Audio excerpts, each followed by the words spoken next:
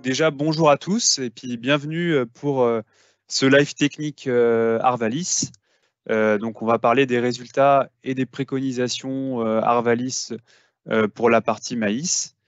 Et donc aujourd'hui, on va parler à deux voix.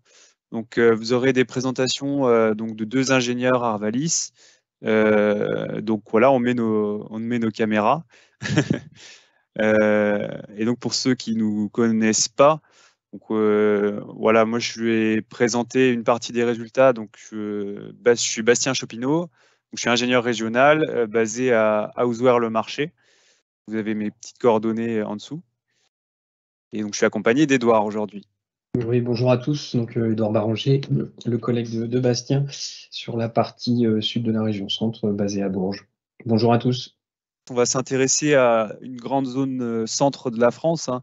Donc on va parler voilà, des zones Île-de-France jusqu'à l'Auvergne, en prenant un petit peu la Bourgogne et puis évidemment l'ensemble de la région Centre-Val-de-Loire. Et donc, au programme ce matin, on va parler d'abord du bilan de campagne de l'année écoulée, en reprenant les points clés et quelques clés d'explication voilà, de la campagne. Il nous semblait important aussi de refaire un peu un topo au niveau de la physiologie du maïs et le lien avec la dessiccation des grains, parce qu'on était dans une campagne atypique avec des récoltes précoces et des dessiccations de grains vraiment marquées. Donc voilà, faire un petit point là-dessus. Ensuite, on aura un gros point sur le désherbage. Donc là, Edouard vous présentera les actualités réglementaires en termes de désherbage, quelques résultats d'essais sur les graminées estivales, et après un focus sur les adventices compliqués dans notre région, hein, les graminées, notamment le régras, et un petit point d'information et de gestion sur les problématiques montantes d'Atura. Donc ensuite, après le topo des herbages, on parlera de l'incontournable variété. Donc voilà les résultats des essais de post-inscription Arvalis et partenaires. Et donc aujourd'hui, on parlera seulement des variétés grains. Il n'y aura pas de variétés fourrage qui seront abordées aujourd'hui. Mais après, bon, globalement, je referai un petit focus sur notre outil qu'on a mis en place l'an dernier sur VAR Maïs. Et il y a beaucoup d'informations en grains et en fourrage pour vous aider à choisir vos variétés. On va commencer sur la partie bilan de campagne. Donc, on va reprendre un peu les grands faits marquants de l'année et en faire un petit point sur la physio. Donc, je vais couper ma caméra pour gagner un peu de bande passante parce que ça peut un peu vous bloquer, peut-être. Toc. Donc voilà. Donc on est parti sur la partie bilan de campagne. Hop. Donc ici, je vous ai remis un graphique ombrothermique sur la station d'Orléans, donc qui reprend les températures et la pluviométrie sur le cycle cultural du maïs. Et donc, vous avez en rouge les températures maximum. En gras, c'est ce qui s'est passé cette année, et sur le trait normal, c'est voilà, les médianes normales de saison. Et la même chose pour les températures minimales en bleu. Donc ça, c'est l'aspect température, et vous avez les histogrammes de pluviométrie qui sont les barres bleues en bas du graphique, donc qui permettent un peu de resituer cette campagne. Dernier élément important du graphique, c'est les stades physiologiques. Vous avez les stades physiologiques du maïs qui sont situés sur le graphique. Et en fait, donc là, on a pris une hypothèse d'un semis du 15 avril. Et on a une simulation de stade avec nos modèles physiologiques, avec l'avancée des stades. Donc globalement, au niveau de la campagne maïs, si on reprend un peu dans l'ordre, on a eu des semis qui ont été faits voilà, plutôt autour de la mi-avril.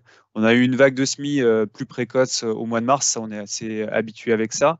Et ensuite, on a eu le coup de gel donc, de début avril, ce qui a fait que globalement, les semis ont été plutôt regroupés sur la période d'avril.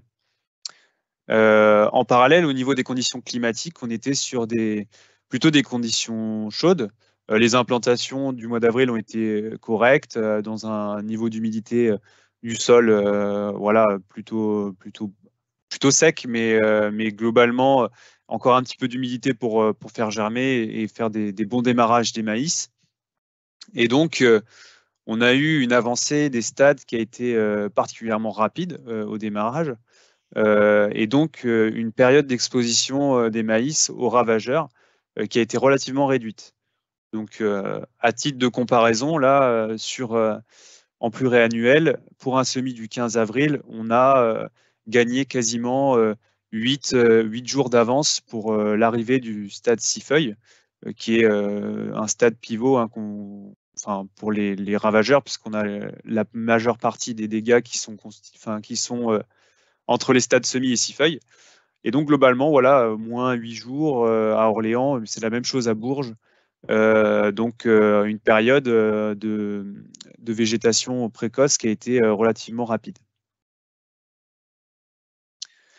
En parallèle, j'ai parlé un petit peu d'humidité. On a quand même eu une campagne qui a été marquée par le sec assez tôt en végétation. Hein.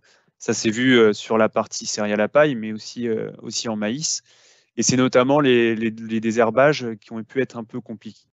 Donc globalement, bon, j'avance sur la partie maïs. On a vu voilà, un début de campagne dans le sec. On a eu des épisodes de pluie quand même significatifs sur le mois de juin. 2 épisodes de pluie, un début juin et un fin juin. Alors pas partout, on le verra tout à l'heure sur les cartes, mais globalement, des conditions très favorables à l'approche des floraisons qu'on a eu voilà, autour de fin juin au 10 juillet.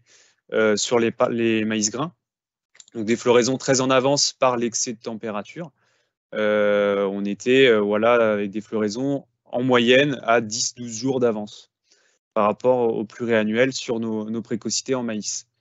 Donc des floraisons très précoces cette année. Et si on regarde un petit peu la suite, on a eu des conditions quand même très chaude. Hein. On a eu des vagues de chaleur au mois de juin et au mois de juillet, à peu près mi-juin et enfin, autour du 20 juin et du 20 juillet. Et globalement, voilà, des conditions assez stressantes autour de la fécondation. Heureusement, on a eu ces pluies. Mais globalement, sur nos essais avec irrigation, on avait quand même des pertes de fertilité du maïs. Donc, on avait déjà des pertes de moins 5% à peu près sur les nombres de rangs du maïs. Et en nombre de grains par mètre carré, au final, on était à moins 5 à moins 10% selon les variétés. Donc, globalement, même avec de l'irrigation, on a eu du mal à être vraiment à l'ETM vu les demandes évaporatives de l'année. On a eu donc voilà, alors donc on a vu une campagne maïs marquée par le sec, l'avance en température.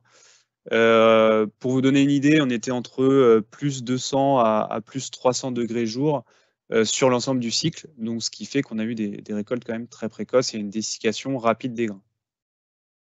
Je vous ai remis ici 2 cartes, les cartes de cumul de précipitations sur le mois de juin à gauche, et donc ce qui montre qu'on a eu quand même des périodes de précipitations vraiment favorables avant les floraisons, notamment sur la zone Auvergne, mais aussi une partie du sud de la région centre, on va dire plutôt côté est, même si on a eu quelquefois des épisodes de grêle, notamment sur l'Auvergne.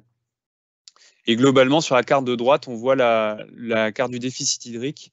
Et plus c'est rouge, plus on est dans des conditions assez stressantes.